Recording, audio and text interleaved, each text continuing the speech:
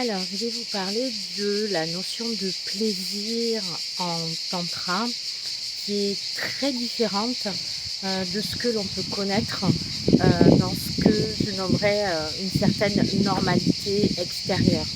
Le plaisir, vu dans le prisme du tantra, c'est avant tout un éveil des sensations et une circulation énergétique.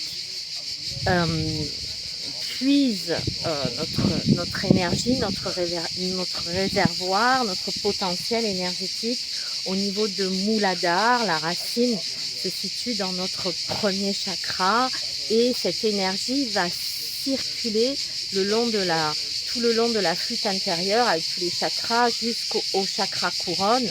Donc il s'agit dans un premier temps d'une connexion énergétique. C'est important de dire aussi, c'est que ce plaisir en tantra, on va juste venir le sentir et on ne va pas vouloir forcément l'utiliser pour quoi que ce soit. Ça va être juste accueillir cette sensation à l'intérieur, la laisser circuler librement et ne pas vouloir la diriger vers quelque chose, vers un but, vers une destination. Le tantra n'a aucun but, aucune attente, si ce n'est l'éveil, atteindre moksha à travers cette transformation de notre énergie sexuelle qui au départ est un orgasme, un coït dirigé vers l'extérieur, et lorsque nous la sublimons, ça devient une extase. Donc, atteindre l'éveil à travers la transformation, l'extase. On accueille donc ce plaisir à l'intérieur et pour les femmes, il va s'agir de venir se reconnecter pleinement à notre corps, à nos sensations, à venir respirer et refaire le lien entre la base, le cœur, la conscience. Pour les hommes, ça va être aussi de sortir de cette injonction de l'érection et de l'éjaculation. Il n'y a pas à aller obligatoirement dans cet espace-là, mais plus accueillir cette énergie et vraiment faire de l'éjaculation un vrai choix, et on accueille cette circulation d'énergie sans la diriger vers où que ce soit et sans en vouloir faire quoi que ce soit.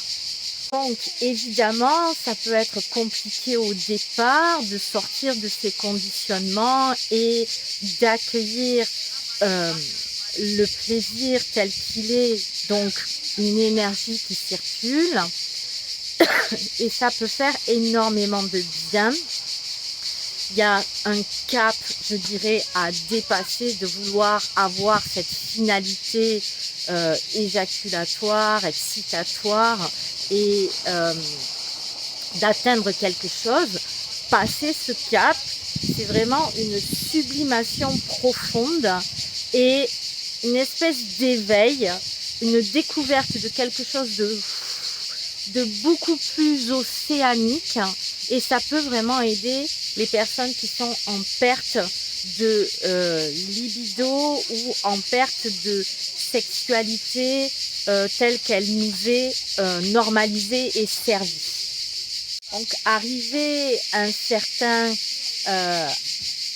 cap, je dirais, pour les personnes qui ont vraiment des soucis pour se connecter à cette énergie et à accéder à des espaces très excitatoires, très sexualisants, il y a la solution du tantra.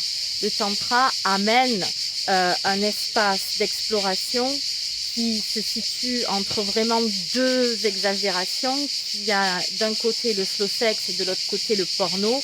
Le tantra se situe au milieu, c'est la voie du milieu, c'est une voie qui permet d'accueillir sans vouloir, sans aller où que ce soit, et ça relaxe énormément et ça permet d'accéder à certains niveaux de sensation que l'on peut avoir perdu avec quelque chose de classique. Ce qui va être donc proposé, c'est de rentrer dans un état de grande excitation, on va dire, à partir d'un endroit totalement calme, relaxé, sans destination, sans vouloir aller où que ce soit, juste en accueil de ce qui est et sans aucun jugement de s'il y a érection, s'il n'y a pas érection, s'il y a éjaculation, s'il n'y a pas éjaculation.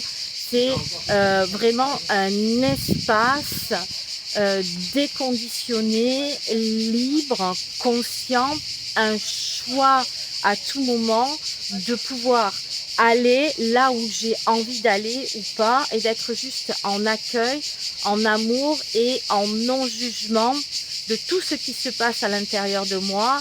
Et je dirais qu'un bon amant, c'est juste un homme qui sait être présent.